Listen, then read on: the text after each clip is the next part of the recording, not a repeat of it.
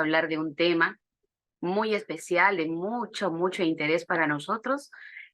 valoración de respuesta a fluido en los pacientes con shock séptico. Vamos a ver un poquito acerca de este tema tan crucial y determinante cuando recibimos e iniciamos justamente el tratamiento a aquellos pacientes con fracaso circulatorio. Y probablemente el escenario que nosotros obviamente tenemos, ¿no? Es ese escenario de aquellos pacientes que no solamente tienen shock, que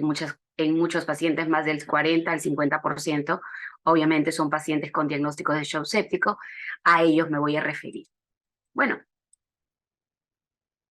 eh, probablemente esta es la foto que resume bien cómo es que el día de hoy manejamos a un paciente críticamente enfermo. No solamente está acompañado de unas bombas infusoras, un ventilador mecánico, sino que el día de hoy, pues, un paciente nuestro requiere del complemento perfecto para poder establecer no solamente el diagnóstico del paciente crítico, sino evaluar y valorar la respuesta a fluidos y en consecuencia, obviamente, encontrar respuestas cardiovasculares que nos permitan estar diciendo que efectivamente estamos yendo por buen camino, estamos solucionando la inestabilidad hemodinámica con la cual obviamente significó dicho diagnóstico. Entonces, esta situación de tener con nosotros de lado monitores hemodinámicos mínimamente invasivos o una ecocardiografía que llegó a las unidades de cuidados intensivos para quedarse, nos permite hacer uso de los predictores dinámicos de respuesta a fluidos. Es muy importante cuando hacemos la valoración, obviamente, de la respuesta a fluidos, utilizar estos de tal manera que nosotros podamos incluso saber si es un paciente precarga dependiente, es decir, si es en qué punto de la curva de Frank Starling se encuentra operando esos ventrículos. Se está operando en esta porción de la curva ascendente de Frank Starling, en cuyo caso nosotros pudiéramos decir que es un paciente precarga dependiente y en consecuencia le administro fluidos. Y no solamente eso, sino que con ello nos permite observar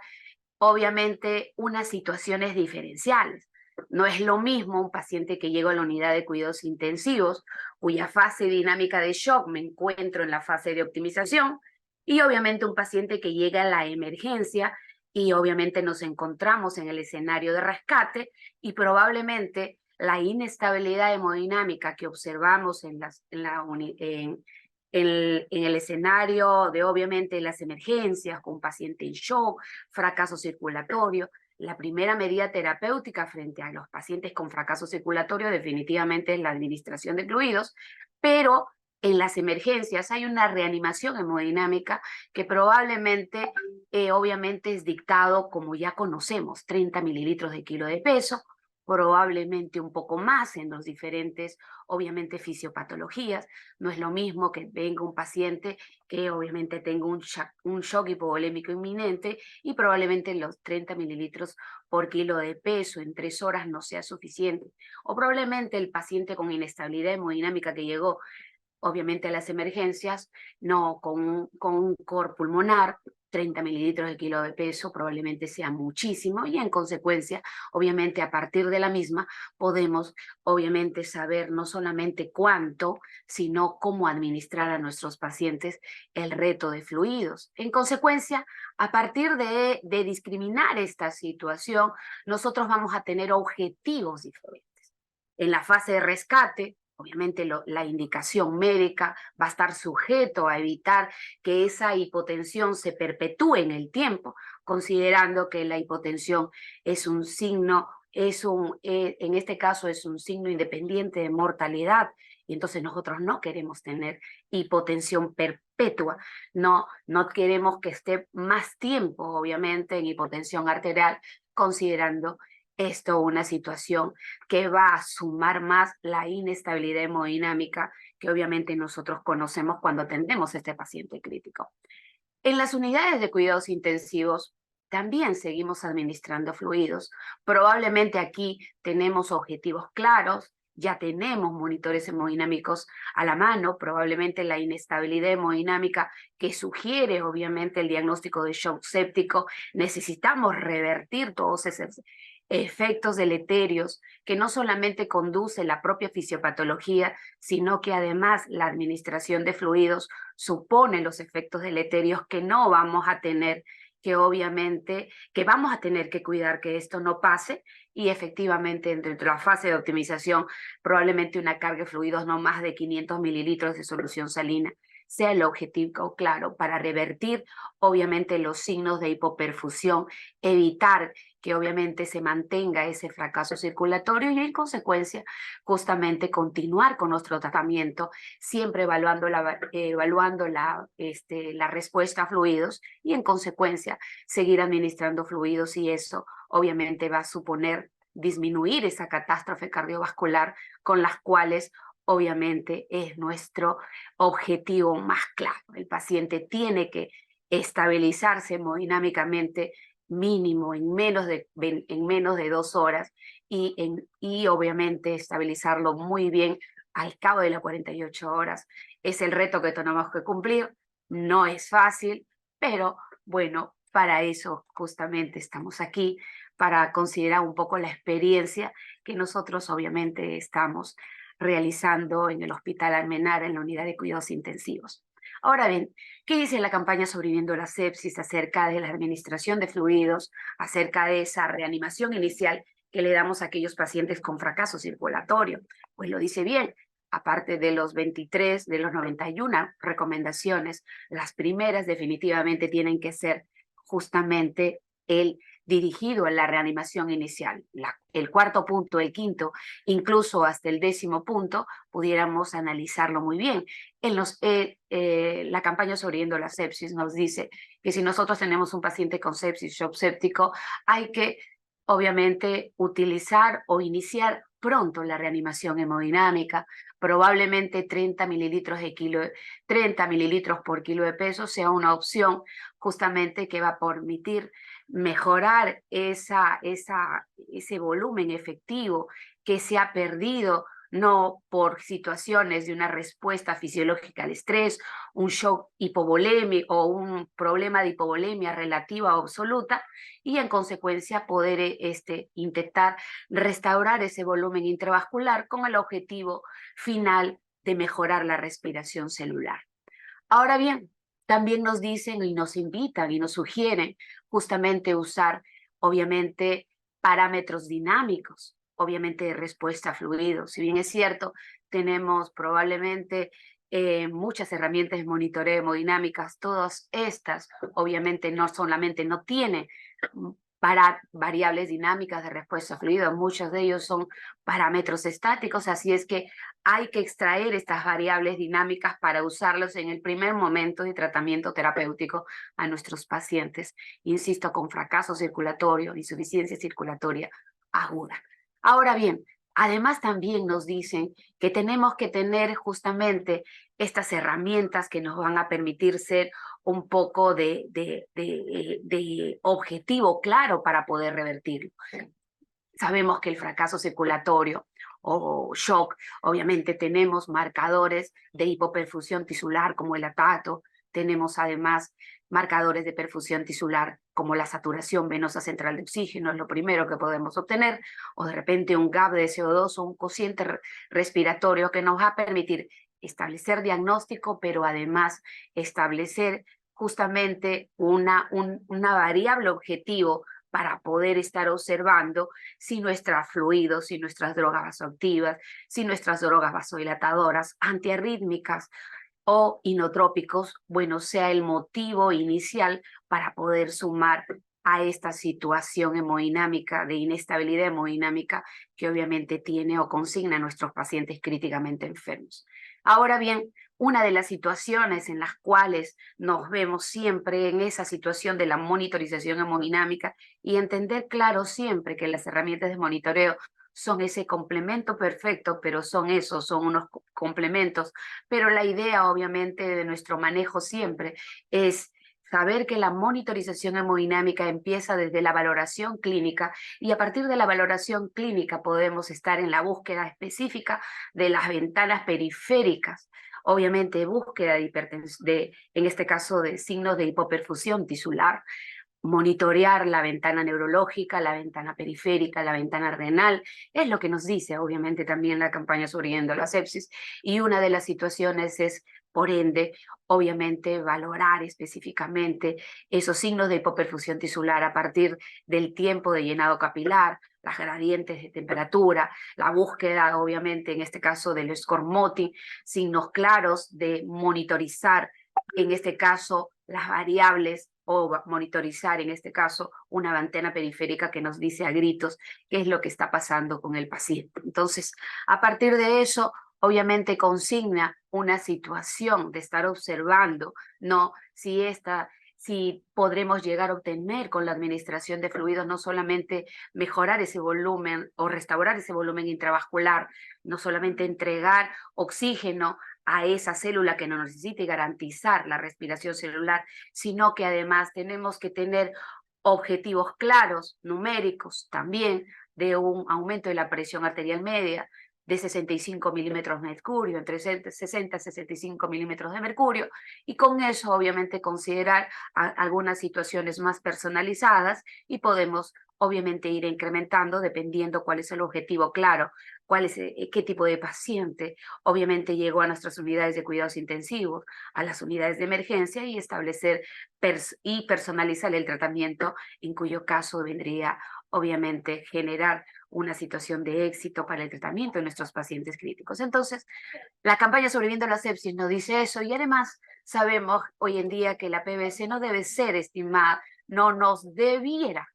debiéramos usar para estimar la volemia o guiar la administración de fluidos. Creo que tenemos mucha evidencia científica que nos dice eso, pero ojo, seguimos monitoreando la PVC, probablemente no para guiar la administración de fluidos, pero ponerle un punto referencial, cómo llegó el paciente a nuestra unidad de cuidados intensivos, cuánto de PVC tiene, y si yo estoy administrando fluidos, cuánto de obviamente valor numérico de presión venosa central está aumentando de tal manera que yo también tenga algunos frenos de tratamiento considerando incluso la presión venosa central.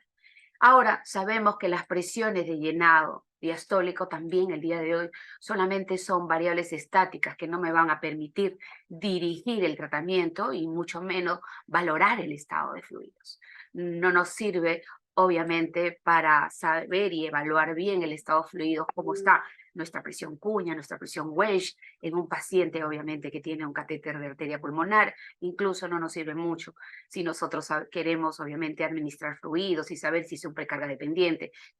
cómo está esa presión venosa central, etcétera. Eso sí, obviamente, los tenemos claros los profesionales de la salud, pero la campaña Sobreviviendo la Sepsis, desde el primer momento, obviamente que manejamos un paciente con shock septic, nos regala sugerencias, esta infografía, paciente con sepsis en el punto 4, nos permite establecer incluso cómo vendría a ser la reanimación con fluidos al momento de querer estabilizar, obviamente, al paciente. Una vez identificado a los pacientes con sepsis, con shock séptico, además administrar o extraer una muestra de sangre, no solamente arterial, sino venosa, para poder consignar ahí variables cuantitativas como el lactato, y un lactato mayor a 2 milimoles por litro, obviamente nos permite saber si ese paciente tiene una insuficiente cantidad de oxígeno que le está llegando a esa célula, y en consecuencia a eso en el futuro va a significar que esa célula no forma el ATP, los 36 ATP que necesitamos obviamente observar para que los diferentes órganos trabajen obviamente adecuadamente. Entonces, un lactato superior a 2 milimoles por litro definitivamente confiere establecer un diagnóstico de hipoperfusión tisular, considerando obviamente el signo de hipoperfusión tisular que podamos observar. Además, realizamos los hemocultivos y además de eso ya estamos en este caso en los escenarios de las emergencias, administrar la primera dosis de antibióticos, continuar con la administración de fluidos, y si la administración de fluidos no supone estabilizar hemodinámicamente al paciente, no supone obviamente establecer una presión arterial media por encima de 65, probablemente la administración de vasopresores, las drogas vasoactivas obviamente nos permiten mejorar ese gasto cardíaco, mejorar ese volumen sistólico y en consecuencia, por ende, obviamente tener una adecuada respiración celular.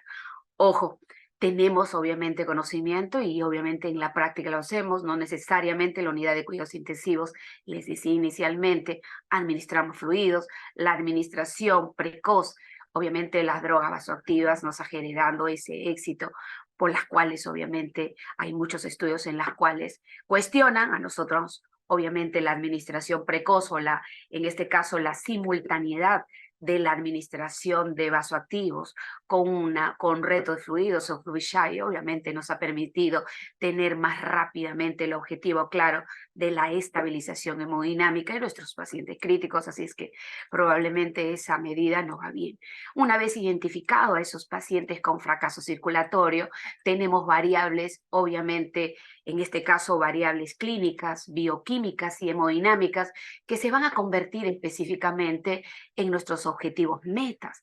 Tener un objetivo, un lactato mayor a 2 milimoles por litro, tener un cociente respiratorio pues, superior a 1.8, una saturación venosa mixta, si tuviéramos un catéter de la pulmonar o si tenemos ya un catéter venosa central, una saturación venosa central de oxígeno inferior a 65, un gap de CO2 que de pronto está por encima de 6 milímetros de mercurio, se convierten todos estos en variables objetivos de la reanimación hemodinámica, que obviamente nos permite evaluar si existe una adecuada respuesta cardiovascular, si su tratamiento con la administración de fluidos, si la administración precoz de la noradrenalina está surtiendo efecto y estamos consiguiendo los objetivos claros, no solamente identificar estas variables para generar una valoración adecuada de respuesta a fluidos, sino que obviamente nos permite tener claramente, obviamente, lo que nos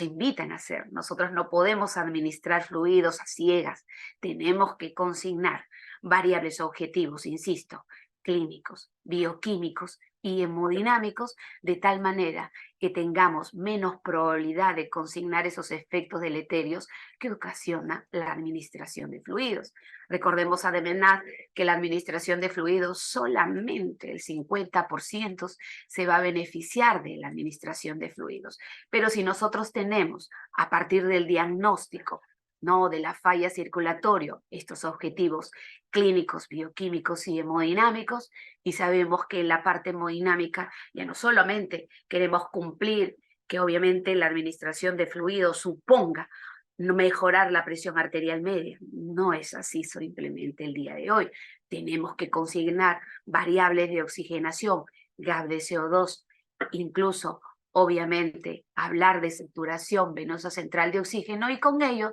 obviamente, permitirnos tener más herramientas, obviamente, de diagnóstico de shock, las mismas que se van a construir o transformar en variables objetivos y de esa manera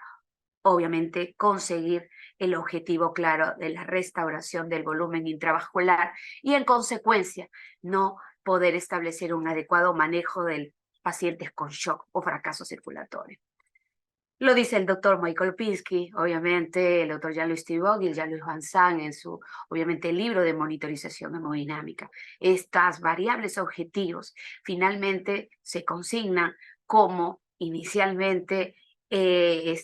establecer como diagnóstico la falla o el fracaso circulatorio. Sabemos que los signos clínicos obviamente tienen poca especificidad, pero hay que hacerlo igual, porque a partir de la misma estamos en la búsqueda necesaria de signos de hipoperfusión y qué mejor que la piel o la valoración periférica para saber si el tiempo de llenado capilar está superior a 3-5 segundos, que existe una gradiente de temperatura, o evaluar, obviamente, a partir de descubrir al paciente en los miembros inferiores, saber si hay un score MOTI en este caso, una puntuación de Aduela superior a 4 o 5 puntos, y eso nos puede estar diciendo incluso el pronóstico del paciente. Pero si no es así, un puntaje de 1, de 2, de 3, también nos invita a saber si la administración de fluidos ha superado ese score MOTI, está disminuyendo ese tamaño de un score MOTI superior a 3,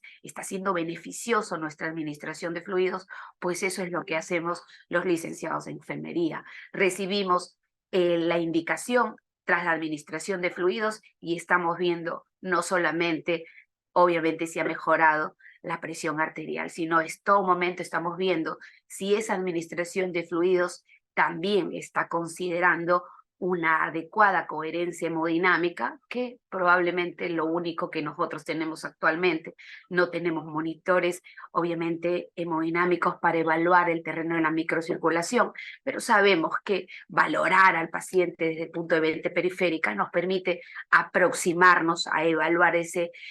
terreno de la microcirculación que a través de la gasometría arterial y venosa el día de hoy nosotros lo hacemos. Ahora bien, con todos estos, el lactato, la saturación venosa central, el GAP de CO2, el cociente respiratorio, que el día de hoy está reemplazando en algunas ocasiones, obviamente, al lactato,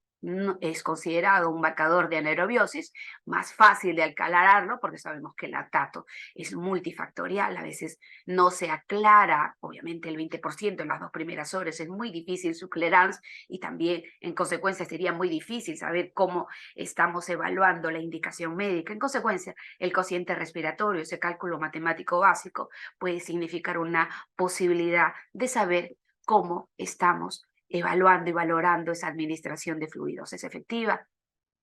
No a través de la valoración periférica, a través del cálculo matemático, del cociente respiratorio. ¿Está siendo efectivo esa administración de fluidos a nuestros pacientes críticamente enfermos? Pues ahí tenemos una herramienta más que tenemos que consignar. Y la ecocardiografía, que sabemos, siempre utilizo ese término cada vez que me refiero a la ecocardiografía, que llegó a las unidades de cuidados intensivos, estoy seguro a las unidades de emergencia para quedarse, porque obviamente nos permite establecer diagnóstico, nos permite establecer las respuestas cardiovasculares y obviamente en todo momento estamos a partir de la observación de lo que obviamente nos confiere esta monitorización por ultrasonido, obviamente a partir de la misma considerar en todo momento si el paciente aún requiere la administración de fluidos. En el contexto de las pacientes con shock séptico, sabemos que la reanimación de confluidos, el uso de vasopresores, junto con la terapia antimicrobiana, es ese justamente la situación en las cuales obviamente conviene un tratamiento a los pacientes con shock séptico, ¿no? Considerando además si fuera un punto de partida, retirar ese foco infeccioso, son elementos fundamentales. De eso, sin lugar a dudas, hay que obviamente, y lo tenemos a bien. Pero recordemos que los pacientes con sepsis y shock séptico, obviamente la sepsis es un síndrome clínico, ¿no? De una compleja interacción dinámica entre todo lo que viene a consignar el patógeno y el huésped, nosotros, pero hay que recordar que los mecanismos fisiopatológicos cambian, obviamente, con el pasar de los minutos, cambian en función del tiempo. Nosotros cuando estamos en la unidad de cuidados intensivos no será lo mismo cuando los pacientes llegaron a las unidades de emergencia, en cuyo caso esa situación de catástrofe cardiovascular obviamente está en los dos diferentes escenarios, pero además tenemos que recordar que la situación de hipovolemia, la disminución de tono vascular, la disminución de retorno venoso, la disminución del gasto cardíaco, si fuera un paciente con shock hipodinámico, pero obviamente si estuviera frente a un paciente con shock séptico que está en una situación de hiperdinamia, obviamente vamos a encontrar solamente ahí gastos cardíacos elevados, pero sabemos que esa situación agrava más la hipoperfusión tisular, podemos ver hipoxia tisular, y en cuyo caso nosotros tenemos que siempre, obviamente, estar estableciendo y recordando estas situaciones para dirigir obviamente nuestros conocimientos y revertir esta situación. Si un paciente con shock séptico lo identificamos a tiempo, la catástrofe cardiovascular no va a ser tan significativa y obviamente podemos estar evitando que este paciente que llegó a la emergencia obviamente tenga la necesidad de tener una cama UCI. ¿Por qué no? Ese es obviamente un reto al futuro para poder justamente identificar a los pacientes con sepsis, evitar que haya shock séptico y evitar obviamente tener una cama UCI que puede ser utilizado para un paciente que definitivamente lo necesite por situación de diagnóstico. Entonces, Esa distribución anormal de flujo sanguíneo en todos los diferentes tejidos supone, obviamente, la caída de la presión arterial media, supone la disminución del retorno venoso, además esa vasodilatación venosa que a veces justamente tenemos que tenerlo bien claro cuando administramos fluidos, porque esa vasodilatación venosa inicialmente puede aumentar, en este caso ese volumen intravascular, pero ese volumen intravascular no nos va a generar mayor presión que permita, obviamente, mejorar la distensibilidad y la capacitancia de la pérdida venosa. Por eso que la administración de fluidos no supone necesariamente mejorar esa presión media y llenado sistémico y mejorar ese drive pressure de flujos de sangre y mejorar el retorno venoso y con ello mejorar el gasto cardíaco. La tenemos clara también nosotros los profesionales de la salud. Sin embargo, sabemos que la vasodilatación no solamente es venosa, arterial, y en consecuencia obviamente hay una disminución, no solamente solamente una disminución de retorno venoso, sino hay una disminución de esa precarga ventricular de ambos corazones, del hemicardio derecho, del hemicardio izquierdo, y en consecuencia, obviamente tenemos un gasto cardíaco que no nos va a permitir tener una adecuada cantidad de oxígeno que vamos a llevar obviamente a esa célula, no vamos a poder satisfacer en este caso, metabólicamente a nuestros pacientes o a nuestra célula que está con un shock séptico y en consecuencia esa vasodilatación se hace venosa, se hace arterial, por vasoplegia y además obviamente hay en simultáneo, como ven en la imagen, hay una activación de la cascada inflamatoria con síntesis de las células antiinflamatorias, floinflamatorias, que van a ocasionar más daño en el terreno de la microcirculación, realizando además lesiones microvasculares, daño endotelial, además, y este daño endotelial promueve la fuga capilar y ese edema que nosotros siempre hablamos, de ese edema que no solamente es pulmonar, generalizado, obviamente evita probablemente una situación de resolución de este shock séptico. Entonces, la administración de fluidos supone evitar todo este escenario fisiopatológico que nosotros conocemos. Seguimos en que debiéramos administrar rápidamente fluidos, valorar la respuesta a fluidos, utilizar los predictores dinámicos de respuesta a fluidos. El tiempo es muy importante y en consecuencia, insisto, obviamente no tener estos efectos fisiopatológicos que se van a sumar probablemente a los efectos deleterios que causa la administración de fluidos o la reanimación agresiva de fluidos, que no debe ser justamente no la forma de manejo en un paciente críticamente enfermo. Sabemos todo en una presentación clínica que va desde una taquicardia, una taquimia, probablemente una hipertensión, ¿no? Que está enmascarada porque hay catecolaminas circulantes y no solamente noradrenalina, dopamina, sino arginina, esa hormona antidiurética que finalmente tenemos un paciente, ¿no? Con una piel pegajosa o ya ha pasado el tiempo y tenemos una reducción del flujo urinario y sabemos que probablemente este paciente que llegó a la UCI ha superado más de 6 horas, ¿no? de estado de pre-shock y un shock inminente con una hipotensión arterial sostenida. Es una de las razones por las cuales el paciente llegó a nuestra unidad de cuidados intensivos y siempre estamos en la búsqueda de esos signos de hipoperfusión de la ventana. De repente ya nos queda solamente la periférica, no, porque ya el paciente viene de la emergencia intubado con una sonda obviamente vesical y va a ser obviamente difícil estar valorando estas dos funciones tan importantes. En consecuencia, es una respuesta fisiológica al estrés, a la lesión, al fracaso circulatorio que obviamente conocemos y que a partir de la misma también debemos de consignar e ir monitoreando. Esta revisión de Marcio Borges creo que nos permite establecer justamente este escenario, consignar las fases dinámicas de shock en función de un tiempo y a partir de la misma, cómo es que hay que establecer una reanimación hemodinámica con, obviamente, fluidos en nuestros pacientes. Una vez instalada la infección, pasa el tiempo, se convierte en sepsis, shock séptico, y a partir de eso tenemos un bundle, ¿no? En la primera hora, las 3 primeras horas, que obviamente tenemos que revertir el shock. Podemos estar utilizando estas variables objetivos,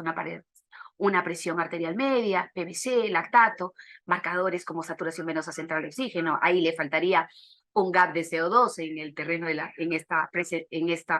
obviamente, en esta imagen, la fluidoterapia en la sepsis y shock séptico. Y al cabo de esto, obviamente, la administración, en este caso de coloides, solución saluina, es una de las cosas que venimos haciendo. No solamente en mi país, sino en todo el mundo. Todavía no tenemos, obviamente, a ciencia cierta cuál vendría a ser justamente que cristaloides o de repente soluciones balanceadas o probablemente albúmina, ¿no? O de pronto algunas otras soluciones que nos permiten, obviamente, insisto, restaurar ese volumen intravascular. Y para no seguir reanimando agresivamente a nuestros pacientes, no seguimos administrando fluidos, pues el médico cree conveniente de repente utilizar por ahí albúminas o utilizar probablemente otros productos que van a significar siempre mejorar o restaurar ese volumen intravascular. Pasa el tiempo y hay que utilizar estas medidas dinámicas, la elevación pasiva de miembros inferiores, la variabilidad de volumen sistólico, la variación de presión de pulso, porque tenemos una línea arterial, podemos utilizarla.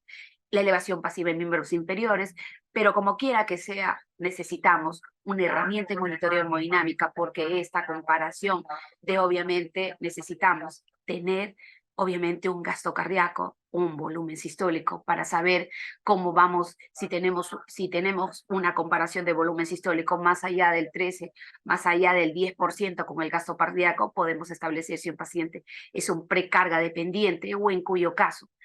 si no lo tenemos, corremos el riesgo de solamente sumar a estos efectos deleterios de la fisiopatología de la sepsis o shock séptico, sumar a los efectos deleterios que ocasiona administrar fluidos agresivamente. Entonces, esto finalmente va a suponer una fase dinámica en las cuales, cuyo objetivo dentro de la optimización tenemos que estabilizar a nuestros pacientes para posteriormente no estabilizarlo y a partir de ahí ir viendo obviamente otros órganos si no están dañados y en consecuencia conservar la función orgánica de los diferentes órganos. Y si nosotros empezamos a hablar de desescalamiento, también tenemos objetivos claros. No es, insisto, si habremos utilizado fluidos, si estamos utilizando catecolaminas, destetar las catecolaminas. En algunas veces tenemos indicaciones médicas de utilizar, en este caso, diuréticos, y a veces nuestros pacientes súbitamente empiezan a fundir edemas, ya no lo vemos, obviamente, con esa nasarca no bien significativa, empiezan a aumentar su flujo urinario espontáneamente, pues obviamente nos encontramos en esa situación y fase de desescalamiento, y obviamente a partir de esto el éxito de tratamiento de nuestros pacientes críticamente enfermos. Entonces, administremos fluidos, considerando, obviamente, valorando inicialmente la respuesta de la misma. Ahora, la administración de fluidos supone, obviamente, eventos sucesivos, ¿no es cierto? Nosotros siempre suponemos que la administración de fluidos va a mejorar esa presión la presión media de llenado sistémico, lo dije inicialmente, y con eso asegurar un mejor driving pressure de flujo de sangre y de tal manera que mejoremos el retorno venoso. Y si nosotros, obviamente, hemos mejorado la presión media de llenado sistémico y hemos mejorado el retorno venoso, entonces estamos mejorando, obviamente, la precarga ventricular, y no solamente derecha, sino izquierda, mejoramos justamente el volumen sistólico, el gasto cardíaco, y no solamente eso, la administración de fluidos supone, obviamente, mejorar ese transporte convectivo de oxígeno, de llegada, obviamente, a la célula, favoreciendo, obviamente, en este caso, la respiración celular, mejorar ese metabolismo anaeróbico, aeróbico, y obviamente recuperar esa estabilidad hemodinámica cuyo objetivo claro, obviamente, significa la estabilización hemodinámica de nuestros pacientes críticos. Ahora, primera medida terapéutica frente a los pacientes con fracaso circulatorio o shock séptico, no, definitivamente. Entonces, garantizar la respiración celular es el objetivo final de la administración de fluidos. En consecuencia, hay que establecer como objetivos claros y específicos que la reanimación de fluidos es revertir de manera precoz esos signos de hipoperfusión tisular para poder preservar, obviamente, la funcionabilidad de estos tejidos y evitar justamente el desarrollo de la falla multiorgánica, porque justamente son objetivos claros y específicos que debiéramos tener siempre presente. La administración de fluidos, entonces, no solamente puede producir todos estos efectos deleterios. En consecuencia, sabemos que hay una fuga capilar inminente y no necesariamente estamos restaurando ese volumen intravascular, estamos reanimando el intersticio, y reanimar el intersticio supone, obviamente, tener efectos deleterios a nivel del sistema respiratorio, cardiovascular, hepático, gastrointestinal, del sistema nervioso central, del sistema renal, abdominal, no, piel, muslo. Entonces, la administración de fluidos implica valorar adecuadamente la respuesta a fluidos para evitar todos estos efectos deleterios que ya conocemos. No solamente es un edema agudo de pulmón, no solamente es un síndrome respiratorio o probablemente un edema hidrostático, un edema agudo de pulmón, sino supone justamente el edema generalizado que puede obstaculizar más el tratamiento terapéutico dirigido por el médico. Así es que sigamos considerando entonces esta valoración de respuesta a fluidos que supone justamente conocer cómo funciona la curva de función ventricular. Recordemos que esta relación positiva, que no solamente es lineal, sino curvilínea, que en cuyo caso queremos, no supone esta relación positiva entre variables de precarga y el volumen sistólico. Siempre el volumen sistólico. A partir de eso, y nosotros no consideramos, obviamente, estar minando cómo es que se va, obviamente, mejorando el volumen sistólico, no pudiéramos hablar de pacientes precarga dependientes, no pudiéramos estar evaluando incluso o valorando la respuesta a fluidos. Siempre esas son las situaciones que tenemos bien en claro, evaluar esas variables de flujo para poder consignar un adecuado tratamiento en aquellos pacientes con fracaso circulatorio. Si nosotros le damos, obviamente, una administración de fluidos, eso significa que vamos a ir no agotando las reservas de precarga. Quiero saber cómo están las reservas de precarga de mi paciente crítico. No es obviamente, ustedes y yo sabemos que nuestros pacientes no necesariamente tienen una función sistólica adecuada, normal. Ya quisiéramos tener un paciente con una función sistólica normal, que la acidosis o esta falla circulatoria, obviamente sabemos que a veces hay una disfunción ventricular, no una función sistólica disminuida, y en cuyo caso podemos inferir que hay una reserva de precarga más disminuida que lo habitual. Entonces son esos detalles que tenemos que consignar para saber si ese paciente deba o no está tras la administración de fluidos, va a ser un precarga dependiente, en cuyo caso justamente agotar las reservas de precarga implica el reconocimiento de esta función de curva ventricular. ¿En qué punto de la curva de Frank-Starling se encuentra operando esos ventrículos? De tal manera que si se encuentra en la parte ascendente de la curva de Frank-Starling, yo en este tipo de pacientes, con la tranquilidad del caso, puedo administrar los fluidos de tal manera que eso también me permite asegurar la estabilidad hemodinámica. Solamente con una administración de fluidos y de pronto yo ya tenga la respuesta si ese paciente requiere o no una herramienta de monitoreo hemodinámico. Justamente esas son las situaciones en las cuales nos pueden poner en el punto de quiebre si utilizamos o no. Ahora, si ese paciente, a pesar de que le estamos administrando fluidos, no revierte esos signos de hipoperfusión, no se estabilice hemodinámicamente, probablemente este paciente sí necesite una herramienta de monitoreo hemodinámica porque necesitamos saber cómo está el gasto cardíaco o en cuyo caso, a partir de las variables ¿no? que nos dicen los diferentes monitores hemodinámicos, utilizar variables de precarga, poscarga y contractilidad para ir monitoreando todo en su conjunto y a partir de la misma estar evaluando si el tratamiento terapéutico es adecuado. En todo caso, Ya a partir de eso utilizamos el término de precarga dependiente, ¿no? Que es la capacidad del corazón de modificar el volumen sistólico, es lo que estamos evaluando. No queremos, como les digo, medir una variable estática, el volumen sistólico se encuentra en 50 a 100 mililitros, no estamos evaluando cómo se modifica este volumen sistólico tras una perturbación fisiológica que en nuestro caso sería una administración de fluidos.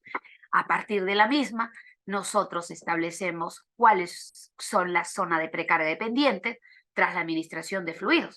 Pero finalmente tenemos que estabilizar a nuestros pacientes. Si ese paciente no se encuentra en la zona de precarga dependencia, entonces ya no administramos fluidos e iniciamos obviamente una infusión de catecolaminas porque se encuentra en una zona de precarga dependiente y el objetivo es la misma: mejorar ese gasto cardíaco, mejorar ese volumen sistólico, y en esta oportunidad lo hacemos con drogas vasoactivas, porque si seguimos administrando fluidos, no solamente vamos a provocar todos los efectos deleterios a nivel general, sino algo con las cuales nosotros tenemos, en la unidad de cuidados intensivos, tenemos mucho cuidado. Generar más presión, no más, en este caso, más volumen en los lechos vasculares pulmonares, es aumentar más la resistencia vascular pulmonar, que obviamente nos juegue en contra para poder solucionar la estabilidad hemodinámica. Por eso que nosotros tenemos bien claro la primera situación de tratamiento terapéutico indicado por el médico. ¿Será este paciente que va a responder a fluidos? ¿Estará en la zona de precarga dependencia? ¿Administramos fluidos? Probablemente no. Ya las enfermeras intensivistas ya tenemos de base, paciente que llega a las unidades de cuidados intensivos, ya nuestras 2 ampollas en 100 mililitros de solución, obviamente glucosada, y empezar de manera en simultáneo, ¿no? Luego del mapeo hemodinámico escrito por el médico, poder establecer si nosotros no solamente vamos a empezar a concentrar fluidos en ese primer día claro y básico para estabilización hemodinámica, o de pronto es un paciente que llegó en una zona de precarga dependencia, no tiene antecedentes patológicos de tener un cor pulmonar, el punto de partida no necesariamente es un foco pulmonar, de repente estamos un paciente que su foco inicial es abdominal y requiere en este paciente fluidos, porque de lo contrario, obviamente, la hipovolemia también causa una respuesta fisiológica que no tenemos que consignar, y en consecuencia, pues a partir de la misma, saber cuáles son las condiciones personalizadas paciente a paciente para poder manejar adecuadamente a nuestros pacientes críticamente enfermos. Ya le administramos fluidos a un paciente con shock séptico, entonces eso nos va a permitir obviamente evaluar. Si además sabemos que es inminente esta fuga capilar, hay una vasodilatación, pero nosotros hemos logrado mejorar esa presión de llenado sistémico y lo vemos tras el aumento del gasto cardíaco, tras el aumento del volumen sistólico, y nosotros decimos que el escenario de shock séptico probablemente esté en la fase inicial, que a pesar de esa fuga capilar, a pesar de esa vasodilatación venosa y arterial, a pesar de que no necesariamente por ahí nos haya generado dudas, que es un paciente precarga dependiente, porque un paciente quemado es un precarga dependiente, por ejemplo, el primer día, el segundo, el tercer día y el 10º día, pero no necesariamente le vamos a administrar fluidos a los pacientes cada vez que se encuentra en una punta de curva de Frank-Starling, en la zona ascendente de la curva de Frank-Starling, sino que nos permite obviamente estar estructurando un trabajo terapéutico frente a lo que ya sabemos que obviamente puede significar variables objetivos a observar. Y recalco, la enfermera intensivista no solamente está viendo que la presión arterial media haya subido a 60 y 65. Sabemos que tenemos que asegurar una coherencia hemodinámica, sabemos que el médico administra fluidos intentando manipular la macrocirculación, pero las enfermeras intensivistas estamos viendo que si esa macrocirculación, que esa manipulación de la macrocirculación ha sido adecuado para mejorar además el territorio de la microcirculación, y nosotros estemos informando que ese tiempo de llenado capilar ya no está en mayor de 5 segundos y probablemente está en menos de 3 segundos y estamos observando una adecuada coherencia hemodinámica y en consecuencia estaríamos estableciendo con nosotros una recuperación, en este caso de la homeostasis, que finalmente obviamente necesitamos. Estabilizar a un paciente crítico y hacer un monitoreo integral de la macrocirculación sistémica, de la macrocirculación pulmonar, porque nosotros no nos quedamos con eso. Si nosotros tenemos monitores hemodinámicos con termodilución transpulmonar, también estamos monitoreando, obviamente, el territorio de la macrocirculación pulmonar. Si el médico indicó la administración de fluidos, ¿qué es lo que está pasando? Obviamente, si tiene un cor pulmonar, indefectiblemente el médico ha dicho, tenemos que tener, si no tenemos un catéter de arteria pulmonar, porque no tenemos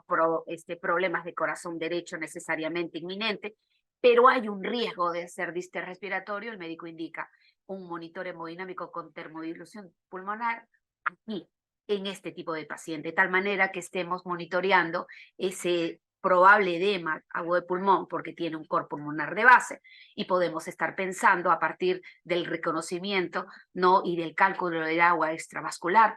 Sabemos que es de 3 a 7 mililitros por kilo de peso, pero si sabemos que ya está en más de 10 mililitros por kilo de peso, decimos, este paciente definitivamente está haciendo un edema. Y podemos saber qué tipo de edema. No utilizamos el índice de permeabilidad vascular pulmonar. Si sabemos que el punto es de 1 a 3 y más de 3, estamos hablando de un edema de tipo inflamatorio, y el edema de tipo inflamatorio sabemos que es un síndrome respiratorio agudo. Informamos rápidamente al médico para poder establecer el tratamiento, porque este paciente ya está obviamente en un escenario de respiratorio agudo y nosotros como enfermeros estamos probablemente concentrando fluidos,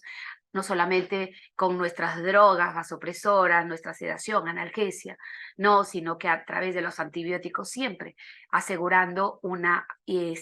mejor o adecuada cantidad de fluidos con nuestros, obviamente, con nuestras incluso medicinas, antibióticos, siempre tratando de no ser tan liberal, no darle más carga de volumen, porque probablemente hasta aquí hay una falla ventricular asociada, no tenemos una contractilidad adecuada y en consecuencia, obviamente, podremos estar encharcando, saturando más de fluidos a nuestros pacientes. Entonces, esas son, obviamente, las concatenaciones que debiéramos consignar de la valoración de respuesta a fluidos, con el uso concomitante de herramientas de monitoreo hemodinámicos adecuadas, personalizadas,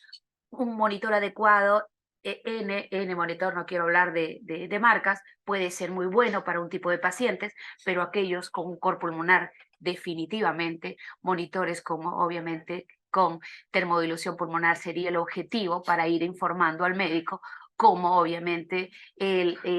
cómo está siendo adecuado ese tratamiento terapéutico, y no solamente nos quedamos con eso, utilizamos todas las variables objetivas de lactato, saturación venosa central, gas de CO2, cociente respiratorio, valoración clínica del tiempo llenado capilar, gradiente de temperatura, y en todo momento estamos evaluando incluso la presión venosa central. Si bien es cierto, no guía la administración de fluidos, pero si el médico me indicó 300 mililitros de volumen de fluidos y ese paciente estuvo en 1 y de pronto esa presión venosa central tras las indicaciones médicas de 300 mililitros, otra carga de 300 mililitros y de repente esa PVC ya no se quedó en 1, sino empieza a subir más de 5, más de 10, entonces es también obviamente un valor cuantitativo referente que me va a decir, detente, aquí hay una situación hemodinámica que obviamente hay que ir explorando qué es lo que está pasando. Ya obviamente el médico viene, le hace un ultrasonido, si es un mapeo hemodinámico, y en muchas ocasiones pues el médico nos informa que ya hay líneas B y este paciente ya no se le administra más fluido por ese riesgo. Pero quien nos avisó, probablemente están monitoreando la PVC en este tipo de pacientes, resulta también importante. Entonces, estas situaciones no se queda aquí. La enfermera intensivista en todo momento tiene que consignar y saber las fases dinámicas de shock, en qué momento estoy administrando fluidos, y sabemos que obviamente todas las situaciones que infiere, obviamente cada fase de reanimación, de optimización, de estabilización y obviamente de desescalamiento. Entonces, situaciones que cada cual tienen variables objetivas. Si es una enfermera de emergencia, estoy seguro que sabe que los objetivos siempre se van a lograr, obviamente, una presión arterial media mayor a 65 milímetros de mercurio. Difícil a veces es encontrar justamente un monitor hemodinámico mínimamente invasivo en las unidades de emergencia, pero estoy seguro si tuviéramos una enfermera de emergencia capaz de monitorear el gasto cardíaco y con ella utilizar predictores dinámicos de respuesta a fluidos, elevación pasiva en miembros inferiores, variabilidad de volumen sistólico, variación de presión de pulso, y por ahí podemos estar evaluando y estar estructurando mejor nuestro trabajo cuando hablamos de la valoración de respuesta a fluidos. Entonces, pero cuando llega a nuestra unidad de cuidados intensivos, sabemos que el objetivo claro es promover la disponibilidad de oxígeno celular. Ese paciente viene con una insuficiente cantidad de oxígeno, obviamente. En consecuencia, hay que promover, hay que disponer más de cantidad de oxígeno, mantener el volumen intravascular restaurado es uno de los primeros factores de mejorar esa insuficiencia circulatoria, mejorar esa disminución de cantidad de oxígeno, mejorar esa respiración celular y en todo momento, con un monitor hemodinámico mínimamente invasivo, nosotros las enfermeras intensivistas estamos monitoreando gasto cardíaco y a partir de eso todas las variables que obviamente consigna cualquier monitor. Estamos utilizando la gasometría arterial y venosa para poder evaluar nuestro cociente respiratorio, GAP de CO2, y a partir de eso estar informando justamente cómo está siendo efectiva o no está siendo efectiva la administración precoz de la noradrenalina o en simultaneidad justamente la administración de fluidos. Sabemos que tenemos que prevenir la disfunción orgánica, claro que sí. No solamente estamos evaluando, monitoreando las respuestas cardiovasculares, las puertas respiratorias, estamos monitoreando, obviamente, todos los órganos a partir de la consignación, en este caso, de todos los resultados de laboratorio, cómo está la función hepática, cómo está la función, en este caso, cómo está en este caso, todas las variables, en este caso de oxigenación, cómo está. Y además de eso, obviamente, función renal, la función respiratoria, y a partir de esto, los 6 órganos que probablemente nosotros también monitoreamos a través de los cálculos, como le digo, a través de los resultados del laboratorio o bioquímico. En todo momento, estamos realizando eso. Y en la fase de escalamiento, como les dije anteriormente, el médico obviamente aquí puede indicar el uso de diuréticos y, en definitiva, si sabemos que se estableció hemodinámicamente, hay mejor flujo urinario, hay un tiempo de llenado capilar que ya estamos en este caso en 2 segundos, ¿no? Ya los antibióticos cumplieron su trabajo, ya estamos de repente en más de 5 días y en esa línea ya estamos desde tanto las catecolaminas, ¿no?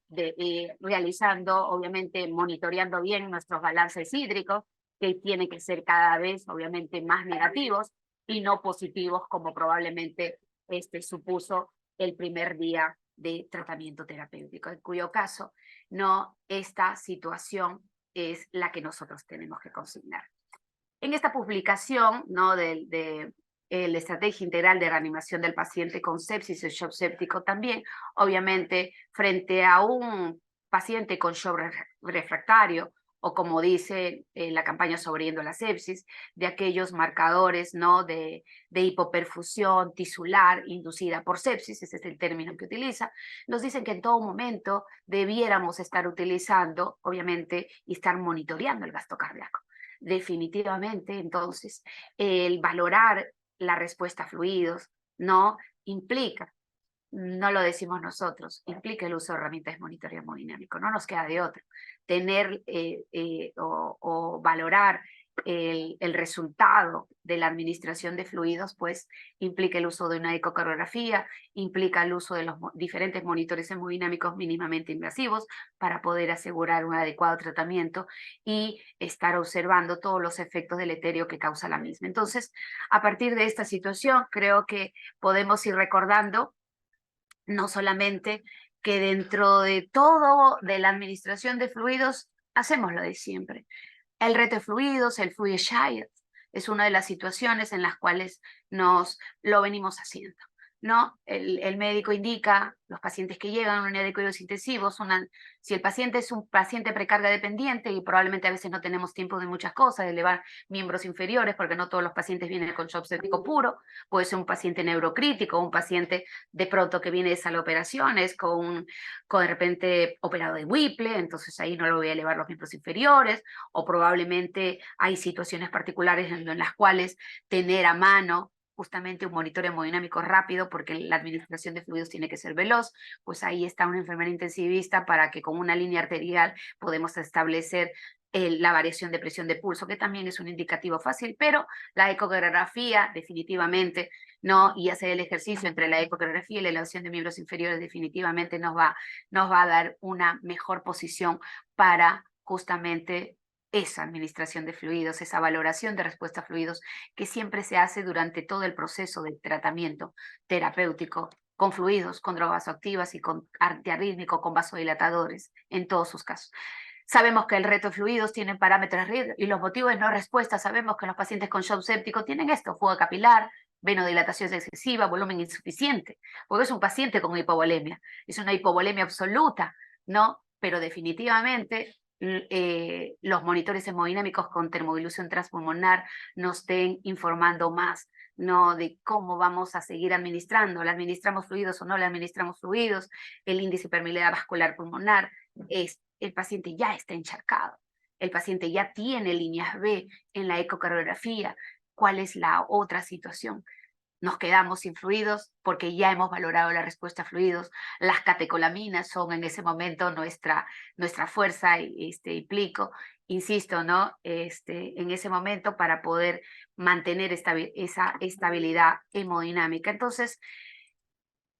la administración de fluidos, finalmente les dije, el reto de fluidos es un método que se utiliza para guiar la administración de fluidos en los pacientes críticamente enfermos. Ese desafío de fluidos tiene justamente propósitos claros de evaluar las respuestas cardiovascular frente a ese objetivo de aumentar ese volumen sistólico. En los efectos hemodinámicos, creo que esta es una de las publicaciones que nos dice bien, ¿sí? Que serán los 4 mililitros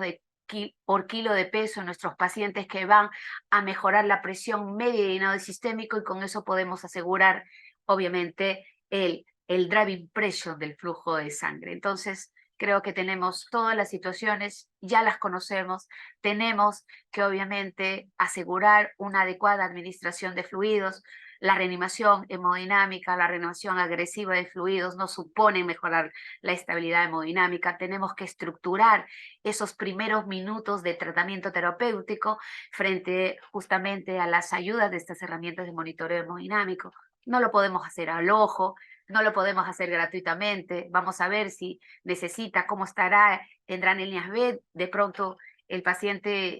ya no solamente tiene líneas B, hay un encharcamiento inminente. No podemos seguir administrándole fluidos a nuestros pacientes. Por eso la valoración de respuesta a fluidos es sin lugar a dudas un punto clave, un punto de quiebre en las cuales si queremos mejorar o restaurar, no solamente o recuperar al paciente críticamente enfermo, sanar al paciente críticamente enfermo, necesitamos todos nuestros conocimientos como enfermeros intensivistas a partir de esto, porque esto es lo que hace el médico. ¿No? Necesitamos hablar el mismo idioma de tal manera que nosotros también sumemos, ¿no? Sumemos con la dilución de nuestros fármacos, nuestra monitorización hemodinámica, sumemos más conocimientos para recuperar el estado de salud de nuestros pacientes críticamente enfermos. Pienso que eso es la diferencia que va a hacer el trabajo, obviamente, de nuestros pacientes críticos. En todo caso, yo me quedo aquí. Disculpen por el tiempo, siempre es apasionante hablar sobre, obviamente, temas de fluidos, de monitorización hemodinámica. Muchísimas gracias.